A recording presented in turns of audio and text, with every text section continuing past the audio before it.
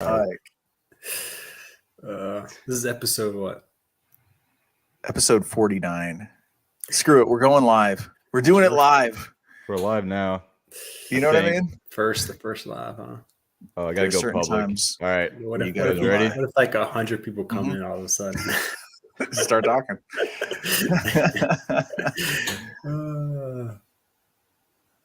And that was at that precise moment that Simon passed away.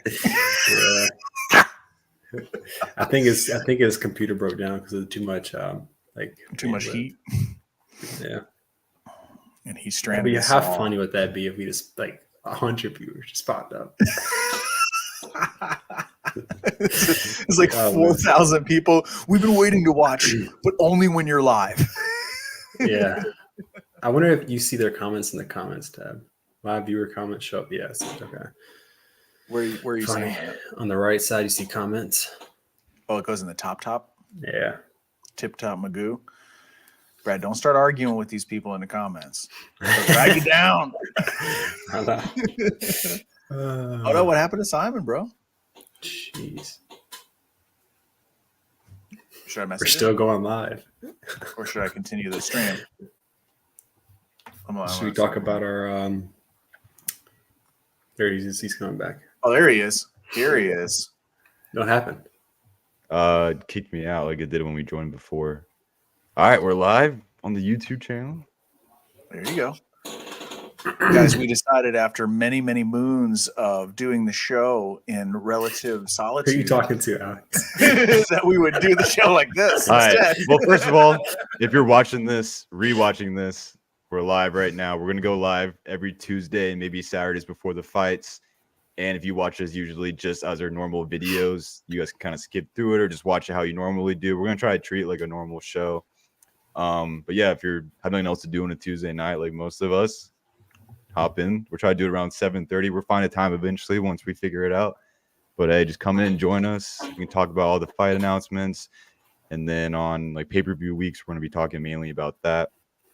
So yeah, if you're watching this right now, make sure you guys hop into that and check the Instagram for updates on when we go live. All right. Well, I thought Alex was going to kick it off, but Oh yeah. So basically every Sunday, Dana gets to a point where he injects himself with a little bit of TRT. He posts some shirtless photos, and then he's like, you know what? It's time to announce some fights. I think Gary Brecka gives him some stimulants to take, and then he takes them and it's like, all right, let's announce some fights. Or he waits till Francis Ngannou gets a fight announced. All right, it's time to release some fights. Let me just cock block him. yeah, I think that's the biggest thing. Let's take that attention away from Ngannou. Speaking of that, what are your thoughts on that fight announcement with him and Joshua? Unsolicited rant. I don't talk about boxing on this show because everybody hates boxing. Well, for the most part, I don't think people really are as crazy for boxing as they are for MMA, just in general. It just seems like nobody's interested. And the crossover is there. There are fans that are crossover. But bottom line, I feel as if, and I know this is going to be a super hater take, Tyson Fury looked like absolute crap in that last fight. He looked out of shape. He didn't look like he took him seriously. And I'm not saying that's the only reason why Ngannou fought his way into that fight, because guess what? He showed up ready. He showed up in shape. He was able to fight off of two stances. He's able to apply pressure. He knocked him down. Eric Nixick is an incredible coach. I mean, that guy's coach of the year. Look at this. He's got Sean Strickland. He's got Francis. He's got all this stuff going for him. It's incredible what he's building over there. What used to be with Extreme Couture, all that stuff. But I think that Francis is going to have a hard time with Joshua because I'm not so sure Joshua is going to come in that kind of terrible shape. He always is fit as a fiddle. He looks great, and he's had 3 wins. He's confident. He's looking good. Joshua is a bit of a hard head at times. He's very stubborn. His interviews haven't been going well. He seems kind of like pissed off a little bit. But let's think about what happened in Abu Dhabi, man. He beat his guy. That was the assignment. He beat his guy. So did Deontay Wilder beat his guy? No. He lost to an aging Joseph Parker, got pressured, got beat by a real technical old head Like Parker is legit, but he's just an older guy, so nobody gave him a chance. So Yeah. everyone was hoping, like Eddie Hearn was hoping that, okay, of course, that each guy would have knocked out their guy, and then it was going to be Deontay Wilder versus Anthony Joshua, which was like two big boxing characters against each other. That didn't happen. So now we're getting this. Is Wilder like completely washed? I don't know. What do you guys think on this fight? I would like to do a poll and just see how many people who watch maybe UFC actually watch boxing. Because in my opinion, who's watching this? I don't know anyone. I have zero friends who are like, okay, did you hear Ngannou's fighting Anthony Joshua? No one is talking about it except people online. Yeah. I don't know how much of a pop it is for the average person or for the person who's interested in the UFC. I don't know. It's a lot of hype. I think maybe Ariel Helwani is one of those people who just wants to pump it up because he wants part of Ngannou's pay cut. I don't know, but he's a big fan of Ngannou for some reason, and he's a big hater of Dana White.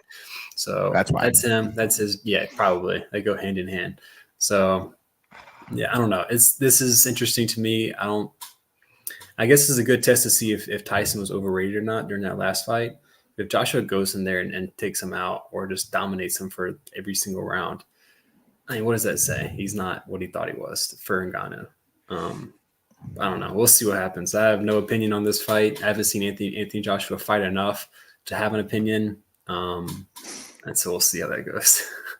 If anybody out there wants to, if anyone wants to go out there and get involved in boxing, don't watch that fight. Go watch Naoya Inoue, watch Devin Haney, watch anyone else. Watch Terrence Crawford, watch Errol Spence, watch all those guys. That's where it's really at. Anyway, done with the boxing. I don't know. I would have to disagree though. I feel like I heard a lot of people talking about it. I feel like it's people who are more under the radar. They're not on social media as much. Maybe the older guys that are more into like boxing, like old women. I think I heard a lot of people, like them watching it. And also too, now Anthony Joshua has film on Francis Ngannou. Like Tyson really had no idea what he was getting into when it came to boxing. So I think it's going to be a lot different when he does have like this film against the best box, heavyweight there is. So he's going to have a lot of stuff to work off. So I think this will get a lot of hype, and it also depends kind of like on the weekend. I mean, I feel like the last fight with Tyson Ngannou didn't get hype until like right when it was happening. Like it was trending on Twitter more like almost like a pay-per-view level UFC fight, but the week before no one talked about it. Like they were like a UFC pay-per-view fight. So I think the marketing might have to be different too, and it could be high level, but I don't know. They also dragged it out like insanely long, so that was the main issue. It was interminable. Remember that? I was in Vegas. I remember we were all texting, and it was like it took maybe like 2 hours to get the walk done, just to get Tyson and Francis to their actual ring. It was like, and I gotta say this: what does hurt the credibility is sometimes, and I don't want to be the conspiracy guy, but is there a payoff to carry a guy? Do we know if that's real? It's not as real at MMA, but in boxing, guys, there has been new Adelaide Bird. Look at the controversy of her as a coach or as a judge, all the crooked decisions. Look at the Triple G fight against Canelo. Ridiculous decision. Ridiculous. Ruined Triple G's legacy, man. It's unacceptable. And the thing is, there are times where guys are like, they're literally carrying another guy to a decision, and you don't know whether it's because it's a bet, or maybe somebody had a debt and it's like, listen, I'm going to carry you. I'm not going to finish you. I'm going to get you here. And I'm not saying that Tyson has like some kind of firepower where he's like, I can end Francis at any moment. He's not that kind of fighter really. But it does make you question sometimes, like, how competitive was Francis? Is he going to be competitive? Can he fight Usyk? I don't know, man. Can he come back to MMA and in PFL? Who's he going to fight? That's still going to be the challenge. Because we need somebody who's a big name to fight him over there. And everybody's been trying to figure that out. You got the heavyweight champ of PFL. It's like, I don't know who he is. Who is he? Exactly. Yeah. I don't even remember his name. Bruno, I think it's something Ferreira. Okay. But I'm ahead and I don't even know. I don't even know who it is, dude. So I think it's all looking good now for Ngannou, but I think a year from now, maybe 2 years from now, he's going to look back and say, okay, I had 1 or 2 good paydays, but I'm done. Good. And all these promises that are maybe in the contract, I don't know about the PFL being involved. him having to do a fight there. Like, what if he doesn't do that and fulfill the obligation? Like, what's going to happen? I get pissed. And I wonder how much the Saudis are losing on so much promotion on the events, bringing all these celebrities to promote the They event. don't care. And then there's like how many pay-per-view buys? And you're paying Right. out Ngannou and Fury like boatloads of money. How much are you actually making? People aren't buying these pay-per-views. Like they Tough have to for you, be Brad. losing millions and millions and millions, tens of millions. You're the one who's paying for these, Brad. I know every single pay-per-view. You're like, listen, $100, $80 every single time. I got the bankroll for it, Pacquiao, right? Pacquiao Mayweather, $100. Let's go. Jeez, man. By the way, Brad, I'm gonna let you take this one, this announcement, because this is your guy. Guess what? Your prediction is coming to fruition, folks. Benoit Saint Denis. If you guys want to go back and listen to our first episode this year of our 2024 predictions, my first one was Benoit Saint Denis. He gets in the top 5, possibly gets a title shot. Starting off the year hot, got the fight against Dustin Poirier. So that's going to be a banger. It's like a Gaethje Poirier fight, just two guys who want to throw hands and go to war. I think it's anybody's chance. It takes one shot to land, and that's it. And it can be either one of these guys, in my opinion. It's a tough one. I watched that knockout of like the head kick against Frivola, and then I look at the head kick of Gaethje and Poirier. I'm like, all right, it's a very different setup. It's off of a scramble, but it makes me get a little bit of, a little anxious. I don't know. Yeah, I do want to see Benoit Saint Denis his cardio. I think the cardio could be a major. I think it could be his downfall in this fight. Poirier's got the gas tank for it. I think that could be where he loses the fight. This is in the later rounds when he gets gassed out from throwing so many heavy shots. I also saw a crazy stat about I was gonna say I saw a crazy stat about Justin Gaethje. Like after you fight him, like the biggest example is Tony Ferguson. Like they haven't won a fight after pretty much. Like there's a few guys that like just go downhill, and a lot of them were like older fighters. So that's kind of like a cool stat. I would have to like look up who it was, but I mean, I don't know if Dustin's like the same. Yeah. Michael Johnson got wrecked. Edson Barbosa had a lot of struggles after he got wrecked. James Vick retired from MMA after fighting Justin Gaethje in the UFC.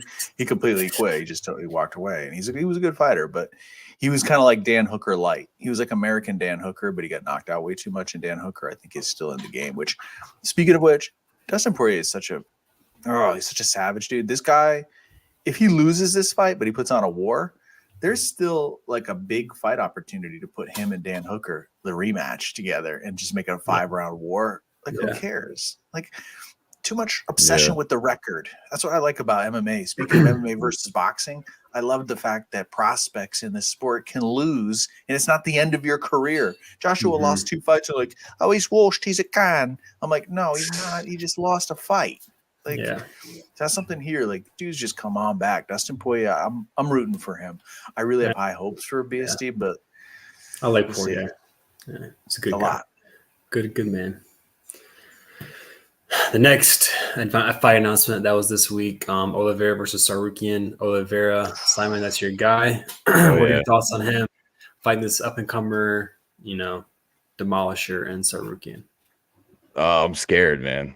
I said in my early predictions that I could see Sarukian getting the title. I think he's like the best guy to beat Islam.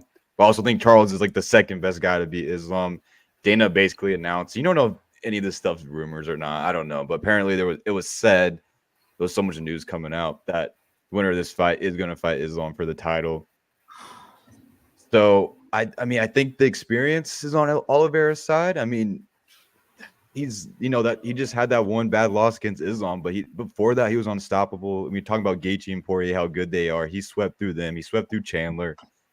Let's not forget how good he was. I mean, he swept through Dariush just like Sarukian did. They both have similar recent wins. I mean, my heart says Charles, and I'm super excited for this fight, but my brain's leaning towards Armin just because he just seems a lot more explosive. But it's still Charles Oliveira, do Bronx, baby. I don't know. I think he can easily beat Armin, but I think it's a close fight. And then I saw Charles as an underdog, so I may have to throw some money on that as for fun. Yeah, I think what you said about the winner of that shot gets the title. The winner of that fight gets the title shot. What a shot at Justin Gaethje, man. He puts Poirier to sleep. Doesn't get a title shot. He's 34, 35 now, same as Oliveira. Bro, Yeah. give him a title shot, man. If It's just Oliveira tough too wins, because he's these next. guys have Give taken so Gaethje- much damage, though. Yeah, It's almost time to get it done if he's gonna do it. It's yeah. time to do it now. It's like a two true outcome fight when you look at Sarukian versus Oliveira, because you have, I could see it two ways. Sarukian might like wrestle him and kind of like not overcommit and just land some like ground pound and just kind of like ride it out. Although it's a dangerous proposition. It's not easy to sit in that guy's guard. And we're assuming he can just take him down at will, which we don't know. And I also see an option where Sarukian, newly in love with his hands after knocking out Dariush, comes in there and is like, oh, yeah, I'm going to knock this fool out.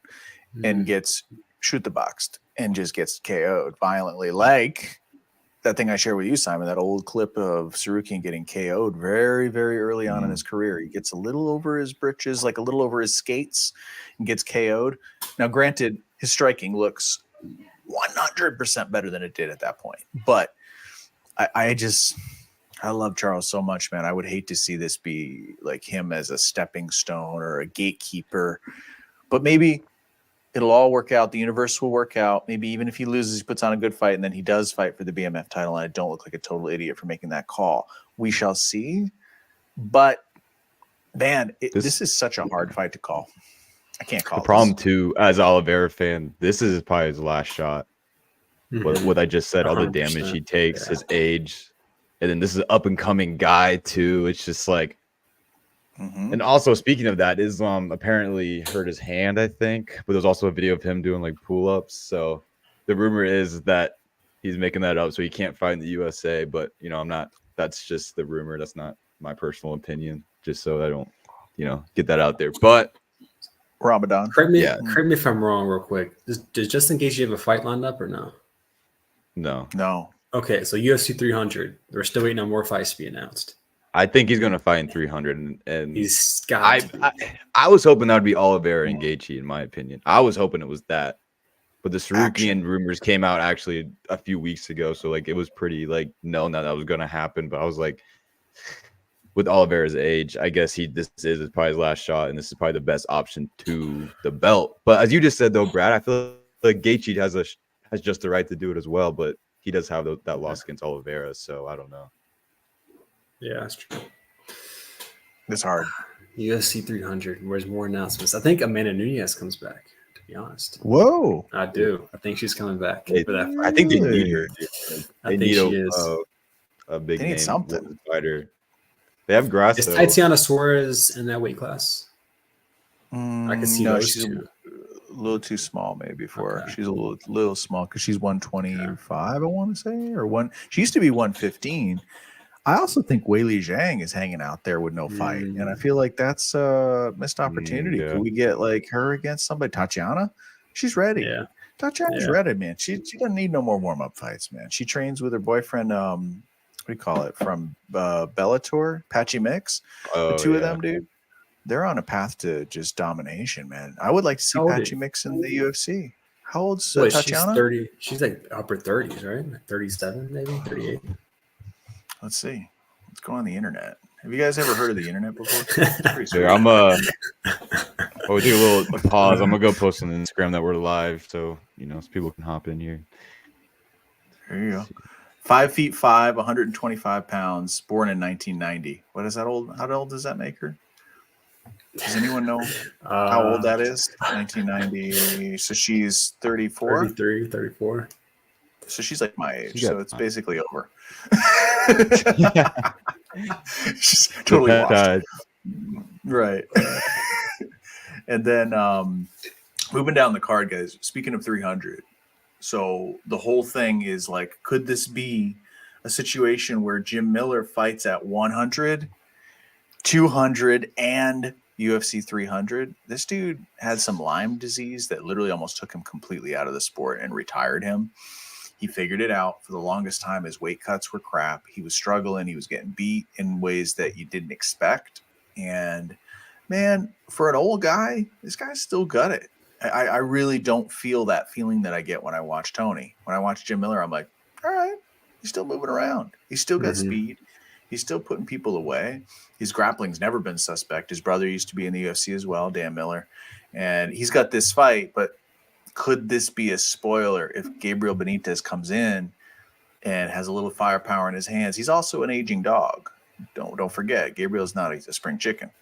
But the thing is, if he puts Jim Miller out or something like that, if it's really bad, does it jeopardize Jim Miller being on 300 if he gets really knocked out? Dude, man, I hate putting him in the apex. First off, I know this fight's it's an apex this weekend, right?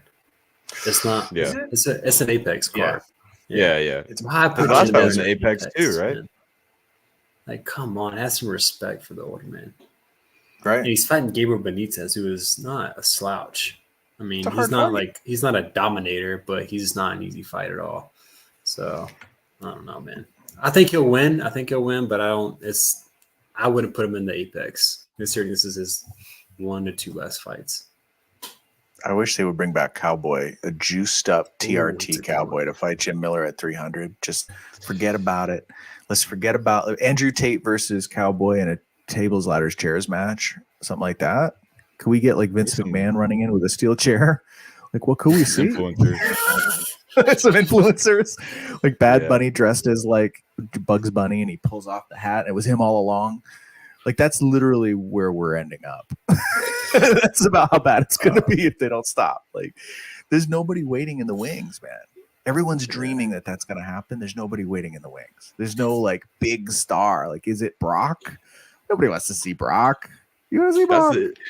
That's the issue. It's like, there's like all these people that could fight and they're going to be exciting, these older guys. But like, when it comes to the actual fights, I'm like, oh, like, this is so boring. Like, not fun. You know what I mean? Like, it's like what gets hype and like what's going to be a good fight. Like, I think the fights that just got announced, like those are good fights. Like Poirier and Benoit, and then Oliveira and Armin. I think those are like really good matchmaking. Like, that's good fights. But I know a lot of people were looking for, Nate and McGregor part 2, even though, Chandler just got announced. So yeah. Dude, what can it be? It bothers me so much. Like, what? I think he was just saying that. Like, you're talking about when he said there's like one fight, a super fight that's not. Yeah. I think he's just talking about it. Yeah. You think it's Adesanya's got to be coming back for 300. It's got to be. He's got to. He's based off what I've heard and like people who studied the metrics and stuff. Adesanya has been like the biggest fighter other than McGregor's for the past couple of years. And McGregor hasn't fought. So you got to do the math. Like, Adesanya is the biggest active fighter right now. Maybe Usman. I don't know who they fight, but yeah. Yeah. Man, dude. It's not going to be Khamzat. Khamzat can't get his visa cleared. I didn't realize he's in a mess. He's in a world of trouble health-wise. Yeah. Holy cow. Does not look good. His immune system's like mine. Just like always crashing for no reason, just getting sick. It's so weird because the way he fights is like balls to the wall. He just like runs it over. But speaking of how all the fights with the old heroes and legends always guaranteed suck, here's something that doesn't suck. The lower weight classes, 135 and 125 and 145, are legitimately the best weight classes talent-wise in any sport. In any like UFC, Bellator, like any promotion, I should say, not sport. But bottom line, those are the ones where there's nonstop action. Everyone's well-rounded with the exception of a few. And I'm going into this because we've got 125 kind of shaping up as an exciting division. And I'm so happy that they didn't axe this division. Like, not this long ago, Dana White was like, we're not getting a lot of traction on these fights. Demetrius Johnson, a lot of heads watching, blah, blah, blah. So they traded him for Ben Askren, and Ben Askren ends up getting virally knocked out by Jorge Masvidal. I guess it was a good move money-wise, but still they lost an amazing fighter that's still winning. And DJ was just like an inspiration. But we're seeing his weight class now clear up, and now we got contenders. We finally have some shape. So this weekend, Mateus Nicolau versus Manel Kopp. It's a rematch, part 2. The first fight, Nicolau won by a narrow decision. I didn't really see it that way, but it's fine. He's a great fighter and he has a great control of range. But I think that fight, man, I can't stop raving about it. It was my favorite fight of last year was Felipe dos Santos versus Manel Kopp, right? That was so crazy.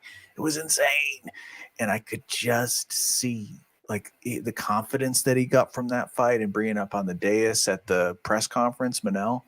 I think he's primed for at least a shot. Oh, yeah. That being said, he did lose to Pantoja the first time, but I think he's learned some stuff. I think he can take this one.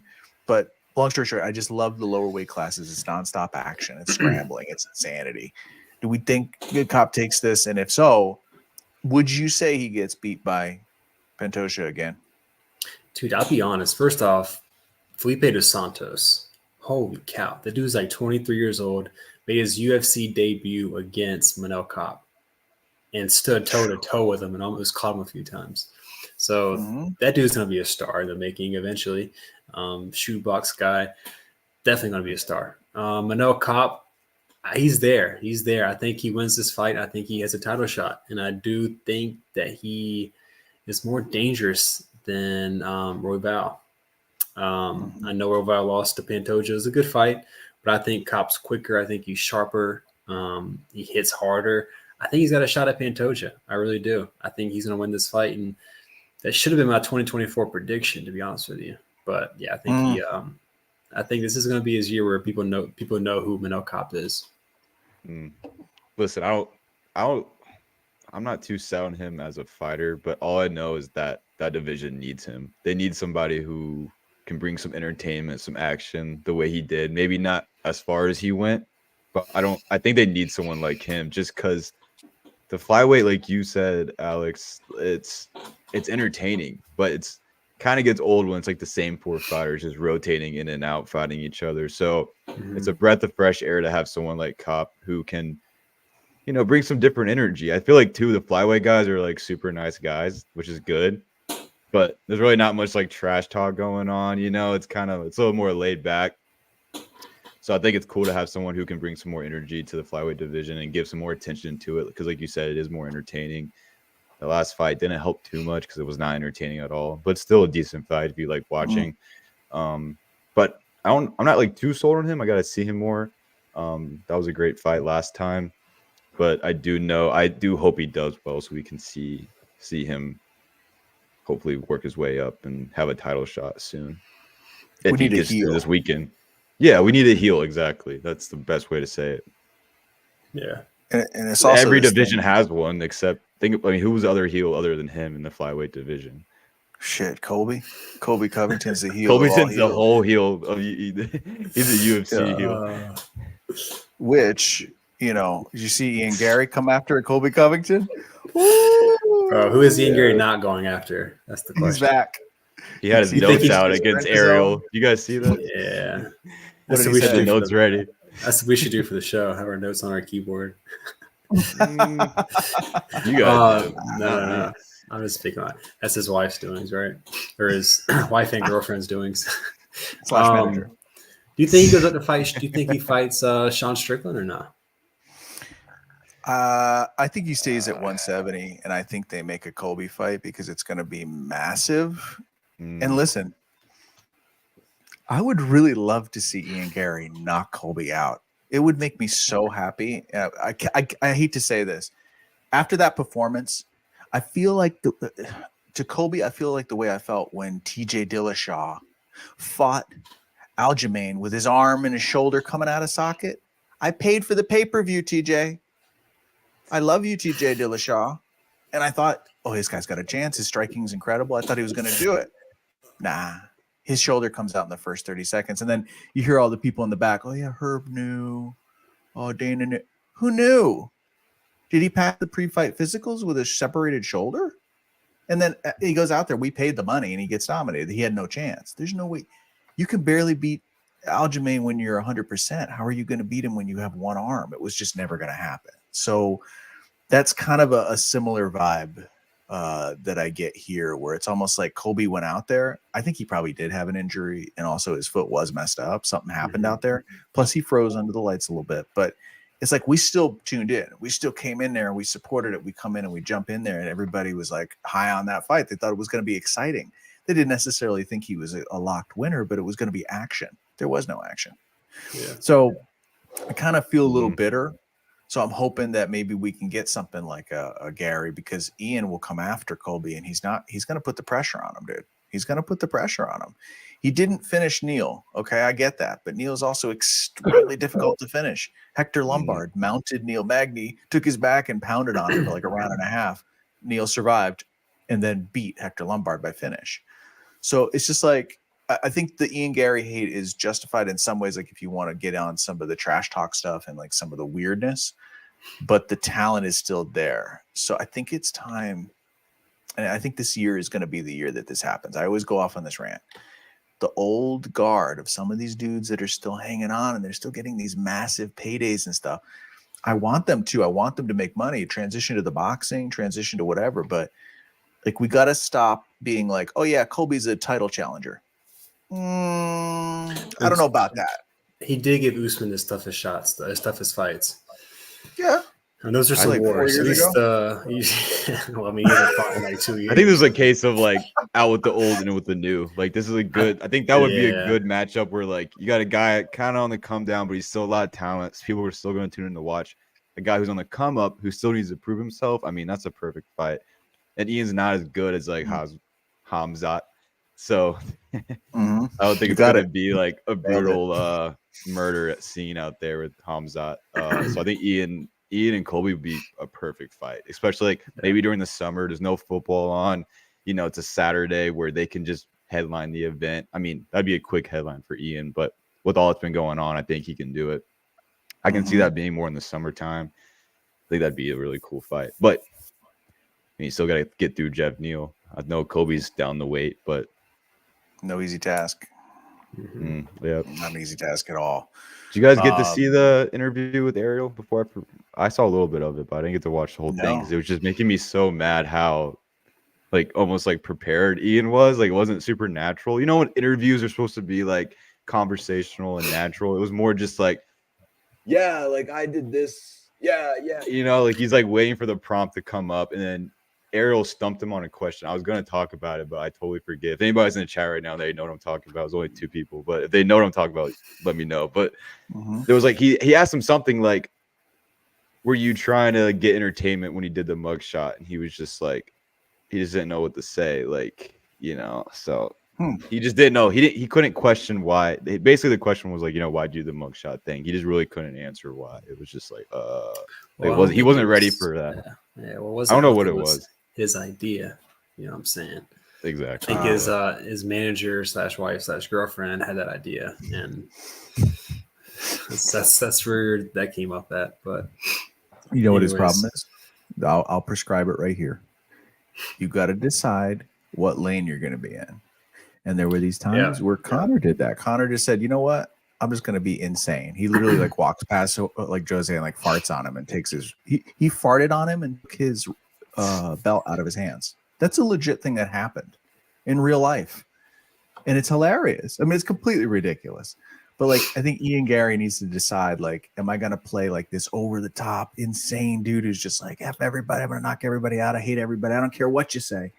Or is it going to be like, are we still trying to be a little bit of the good guy? Like, I think it's a tough balance. Like, because in this sport, it's almost like you go in all the way or you don't go in at all. And if you shoot it, you got to take it as well. You can't just dish it. Oh, yeah, you can't be the only one that's talking crap. Right. Like, yeah, and it's going to come back at you. Yeah.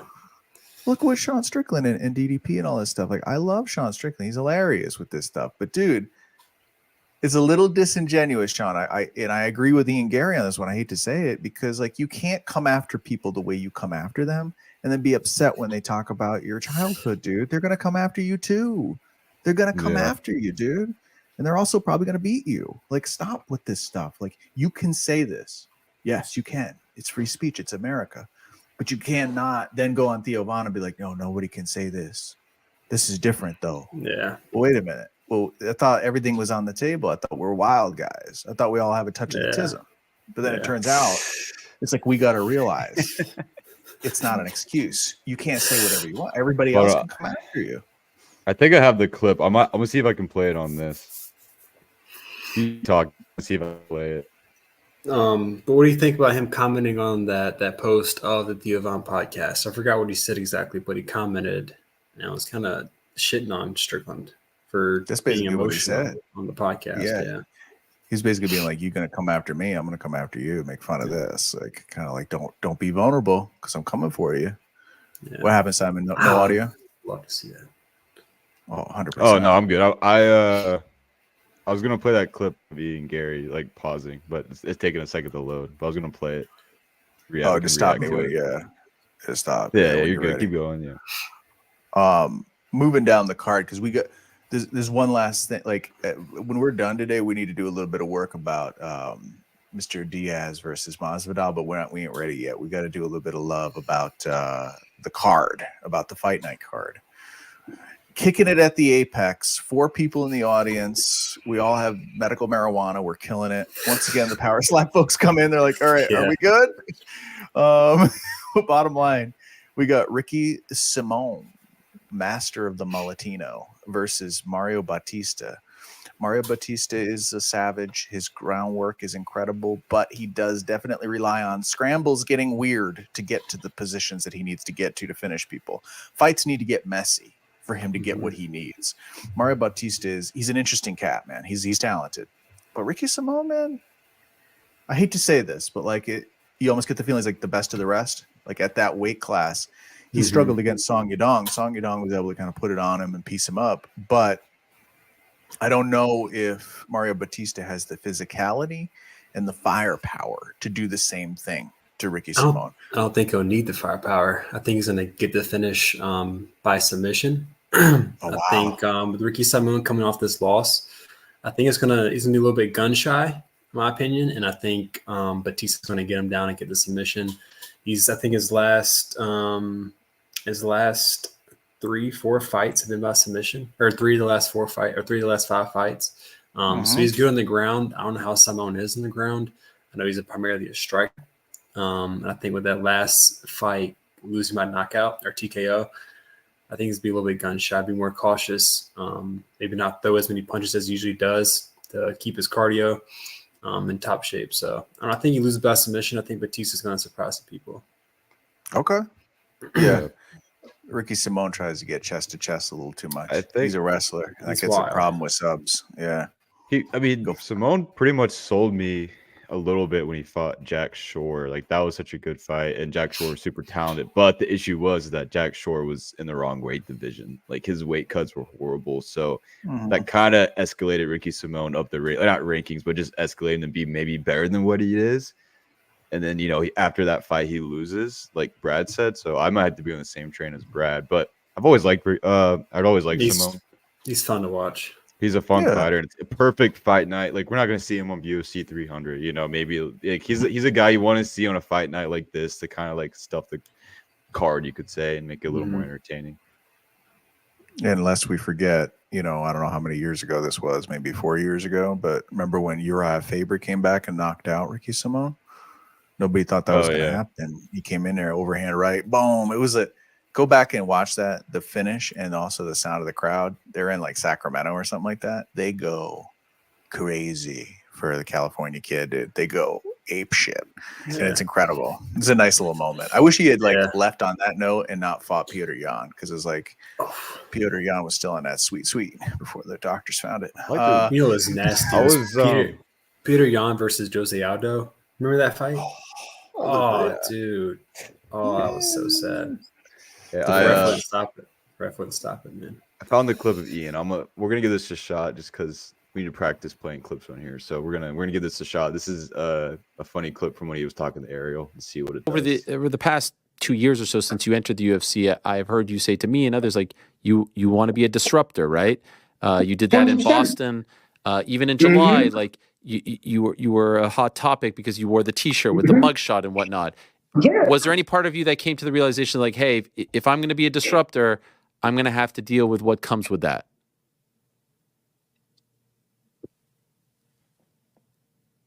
No, because the pause, dude. The pause. Layla. Layla, where's it at? That was the funniest. He did not know what to say. He was like, Layla, like, what do I say? She was typing, Where's the but sheet, her phone died, I think. She was trying to text him what to say, but her phone died. We're so hypocritical. Sorry, Lydia. I'm Yeah. sorry, Lydia. Sorry. Oh my Call it god, how we see it. What can we say? bruh. There's only one way you'll see it, and it's like he doesn't look prepared. Hmm.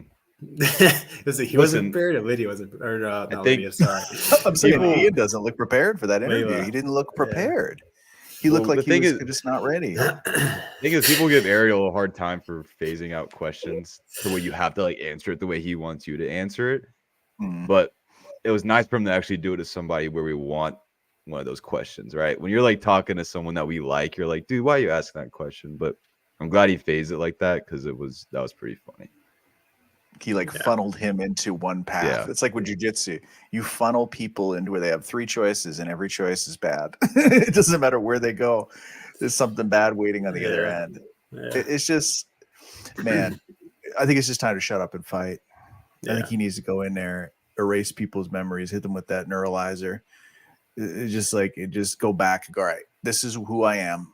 Make a statement and just stay out of this stuff. But then again, I say that. But even with the bad news, he probably elevated his profile. Probably more people know his name than before all this stuff happened.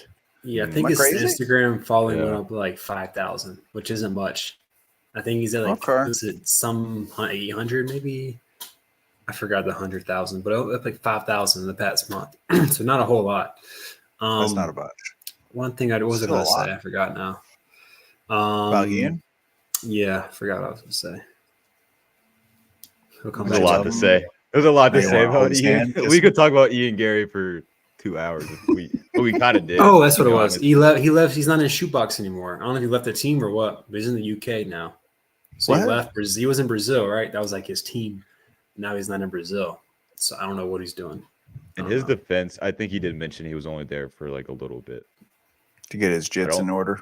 I think he was kind of doing that for publicity to kind of say, Had "Oh, to. I'm with Shooty Box." Like, in his defense, that is weird how he's he left already, but he did say beforehand, like he made it clear, he's like, I'm gonna go try out new gyms and go different places.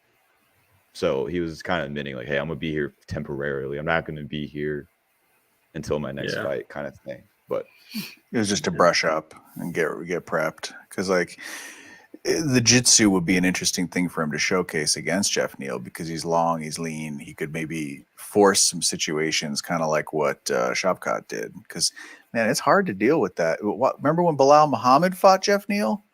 Everybody go back and watch that, man. He pieced him up. Then again, I love you, Bilal. This was before you went and trained with Kalabibi. And things changed after that. You really did change after that. And that pressure you put on Sean Brady, dude, when he finished Sean standing up, I was like, ooh, that's a new wrinkle. We got two massive fights. Sorry. Go ahead. Yeah, I was gonna say Leon. Leon likes distance. He likes range. Bilal's not gonna give him any range. Bilal might win that fight. We'll get to that later, a few weeks from now. He could. Bilal I wins. kind of like fight. to see it. He wins Imagine. that fight. Imagine he wins and the UFC brass is just like, no, so pissed. Sting Colby comes out of nowhere. It's like, I need that fight. Right? Somebody who wants to wrestle with me. Let's be honest, Yeah. though. Whoever has that belt is pretty much doomed, though. We got some up and coming Shavkat. I think whoever holds that title other than Shavkat, it's going to be very, very short term of being champ. They're keeping it warm just for King, for Shavkat. It's almost like they're interim without being interim. That's how I see it. In a weird way. I mean, then again, we could all be hardcore hating on Leon and he could end up just keeping it. And it's like, what if we all just don't see how great he is? Like, there's an element of that a little bit with the way that second fight against Usman. Grabbing the fence. I love you, Leon. You grabbed the fence. So, speaking of cheaters, one of the most notorious cheaters of all time. And I'm not talking about you, Johnny Walker. I'm talking about Ankalaev. So we got what's Ankalaev's first name? Muhammad? Muhammad. Okay. Ooh, that was a stretch. I never would have expected that. So basically, Ankalaev is going to fight Johnny Walker. And the first fight was interesting. He was starting to implement his game plan. He took him over to the fence, dragged him down. It was kind of like putting pressure on him. Johnny Walker did this really cool thing where he pretended to be hurt and then threw a flying knee. It was really cool. He almost hit him with it, but he didn't hit him with it. So he hits him with this knee. It's an illegal knee. Am I in the desert? Where am I? Where is my underage paramour? I don't know. But the whole idea is Johnny Walker is here for redemption. He could do this. He could. He's a very handsome stripper, and he could do this. He could make this happen. He could make this happen. Imagine if Ankalaev loses to Johnny Walker. Dude, I mean, that's the thing. Like, he's so dangerous, but he's just not consistent. Yeah. I can't trust him. Weird. It's weird. Yeah.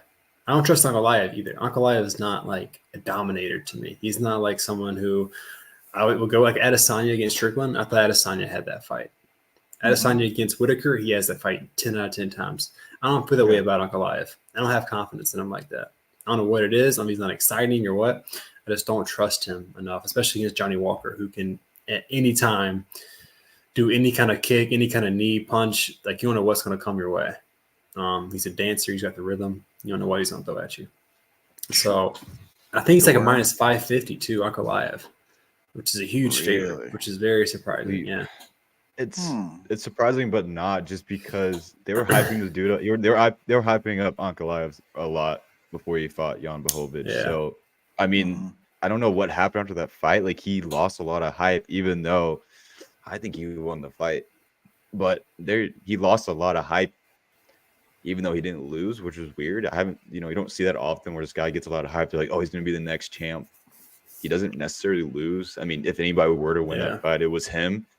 Even I kind of like lost the hype. I think it's just because I was listening to other people, but I guess we'll find out in this fight. Yeah. I mean, Walker's a good win. I mean, Walker's proven that he's gotten better. He's slowly improved. He's got good wins. I mean, if Ankalaev wants to be in the race for the fight next, like, he's going to have to beat a guy like Walker. So we're going to find out. I would like to see Walker win this fight. I think from entertainment factor, Walker is going to be a lot more fun to see chase for the title. That's going to be a lot better fights. More like a casual type view, you could say. But I don't know. I think I've always been a fan of Walker, especially since we saw him in person. So pretty cool. He seems like a really chill guy. Yeah, I'm just happy to see a fight night again, dude. It's been a month. Yeah, dude, it has been a while. It's been a drought. It's like, what do you do? It's like that. Like, I'll watch Esparza versus Rose again, like, just to see a fight, just to spice it up. Just Remember those Narcos memes where the dude's like standing on just like staring out into the distance on the children's swings? He's like, what do I do now? Yeah. I just stand here and wait. Yeah. Oh, I think every UFC meme page uses that when there's like no fights in the week. They're like, no fights this week. They just reuse it. You go back and watch Pride reruns, dude, and you just break out the Jergens. So here's the deal. Or you watch our videos. Yeah, you watch our show. When you guys all 30 of you guys. Yeah. Listen, I see you, that one viewer right now. I want to tell you something. All right. This one's for you. Okay. We're keeping this for you. All right. Go back and watch the whole catalog. You cannot understand what's happening on our show if you haven't seen the first episodes. You gotta see every single one. Yeah. Oh man. Esparza or Rose, or watch your first 2 episodes. You pick. Yeah, two options. But just as bad. Same level of just inaction and just total trepidation. It's like, should I throw a jab? Pat Barry's like, no, don't throw a jab. She'll counter you with wrestling. Right. Okay. We gotta just talk about, probably oddly enough, speaking of casuals and boxing and all this stuff, ultimately the biggest traffic and the biggest love tends to go to the most flashy. So I was actually on a cruise ship, guys, and I saw the Jake Paul versus Nate Diaz fight was on a big TV, and there was a bunch of drunken dads standing around and be like, Dad, punch him in the face. It was like blowing up. People loved it. They were so excited. So it shows to me that ultimately people love a gimmick. And if you love a Yeah. gimmick, folks, we got Nate Diaz versus Jorge Masvidal. Perhaps, maybe being rumored, but rumored quite a bit to the point where it seems real in boxing. What do we make of this? Is it washed against washed, or is it slightly washed against completely washed? I think slightly washed against completely washed. I think Masvidal's got a little bit more steam in him. He's got some more speed than Diaz. Diaz never has speed though. That's the thing.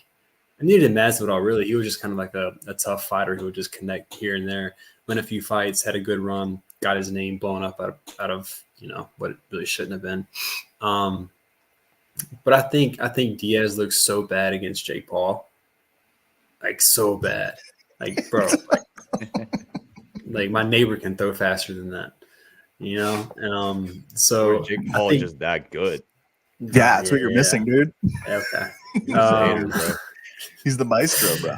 No, I think this fight goes the distance. I think it'll be, I don't want to say boring, but it's not going to be like, you're not going to be out of your seat watching it.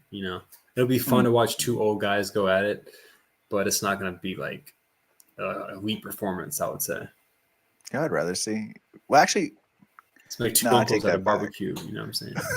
It's kind of like what I was DJ saying at the before. Lava Where, Shack. like in theory, it sounds like a good fight, but when it actually happens, it's a major letdown. Yeah, exactly. It's just like a money grab, just because they have such big names. I feel that a little bit, and they're still competitors, right? But like you said with the Diaz and Paul fight, it just felt like Diaz like lost that. Like he got the competitive side of him as he got in the ring. He's like, oh crap, like I didn't really prepare like I should for this. Like, I should have tried harder. So I don't know if that's going to be the case now, if they take it serious, or it's just going to be a money grab. You never know with these guys need money. Boxing matches. I think it's a money thing, and it's just something for them to do. I think that's what it was Diaz. He wants to be competitive, but not as much as he was in the UFC. Like his fight camp probably was nothing near what he would have for a fight camp. I mean, they said he did a triathlon. It's like, I mean, okay, yeah, he already had good cardio. It was just his striking was horrible for boxing. I feel like these guys have a lot of leeches, like in their entourage, like guys who just want to be beside them and just take their fame, take their money, and just use them to better themselves. Both these guys have huge entourages, and I think they're just sucking the money from them. Bunch of yes men who just want to smoke weed and follow them around and wear Versace. I don't know. Dude, stop talking about me like this, bro. No, I'm right here. It's really us, bro. So yeah, I think they're just getting the money drained, dude. Yeah, they're just getting the money sucked out from their own people. Man. That's what I think's happening. Like Floyd, like where he had that entourage, and it was like how many mansions? Yeah. I think too, it's like kind of like the feed the family type thing. Like he wants to help all them out. They're like, oh, come on, let's get a fight going. We're getting a big paycheck. We'll get a big paycheck. Yeah. Not I'll get a big paycheck. We'll get a big paycheck. What's so surreal? Looking at Diaz with his wife and kid, or kids, or I don't know if it's multiple kids, but it's kind of like it takes you out of this moment where you're like, wait a minute.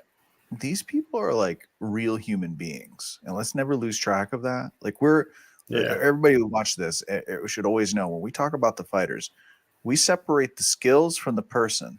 Okay. If we say somebody's washed, we don't mean they're a bad person or it's over, blah, blah, blah. We're talking about skills, guys. We're evaluating skills and where people are at their careers. We're not trashing you. We're not bad mouthing you unless you deserve it. But obviously it's one of those situations where like these guys are real people. And when I start to think about it from that perspective, I think, man, I would probably do the same. Like, even if I knew I was going to get beat, I might be like, you know what? I can talk myself into this fight. Yeah. I'm going to talk a bunch of crap. I might land a couple shots, At this point, the fans are so rabid. When Nate hits the 1-2 on Leon, they go bananas. They're like, oh, yeah, look at that moment. He already had him. It was almost over. Like, he's got such a fan base that at this point, after he beat Conor that first time, there's really nothing that can bring him down. So I'm excited to see both guys. I would also love Jorge Masvidal to maybe do a coloration over that tattoo of him flying knee on his chest. Can we do something else? So maybe like the American Gladiators logo, or I have an idea. The Spar Scene MMA show directly over that. It's the same logo basically. Or maybe we should put Jorge on our logo so it's easier to do. For the we're just the biggest Jorge fans. We're super niche that we hate eating dairy. but we love Jorge and we love Charles Oliveira. Just those three. And Chuti Bucks. It's such We a just love like weird, those four things. Why? Bro, later this year we should have like a Portuguese fighter on. I should be able to speak Portuguese into the year. So Let's you can have do like it, a shooty box guy on. How crazy would that be? I'll come in. I mean, I'll say we'll do it, Tuchaban, yeah. and then you do it rest. That's all I got. So for all the like, I know we got like 1,000 people watching right now. So if you guys are a Portuguese fighter, go ahead and hop on. Yeah. Jump in the 1,000. chat if you are a Portuguese amateur MMA fighter and you would like some exposure. Jump into the chat. Porra, caralho. All right. Well, we're coming up on an hour at this point. Like I said, we're gonna try to go live. I should have went live on Instagram. I should have tested it out Oh, next time, brother. next time. We'll go live on Instagram. Once we get enough followers, we can go live on TikTok. So that way we get more reach. Because I know YouTube's popular, but I know Instagram and TikTok are probably the most popular ones. But yeah, if you guys are watching this, you guys stay till the end. Make sure to check out the Instagram, the Twitter, the TikTok. We're posting clips. If you don't want to sit here and listen to us talk this long, we're gonna try to clip it up, make it a little shorter for you guys, add some music. So we know how the attention spans are now in America and all around the world. You don't I know how I am. It's hard to watch something over like 5 minutes nowadays. So we're gonna try to clip stuff and post it more often this year. We got a lot to talk about. We have a lot of fights coming up. I mean, we're excited about this fight night, and it has a few name brands on it. I mean, it's decent, but we have a lot more coming up. We have Strickland coming up in 2 weeks and DDP in Toronto. So we have a lot of stuff coming up. So make sure to follow us on, like I said, TikTok and Instagram. That's where we post most of our stuff. We're going to try to go live more often. It's a little more fun, a little more casual. Hop in the chat if you guys are watching this, and we'll catch you guys next time. Peace.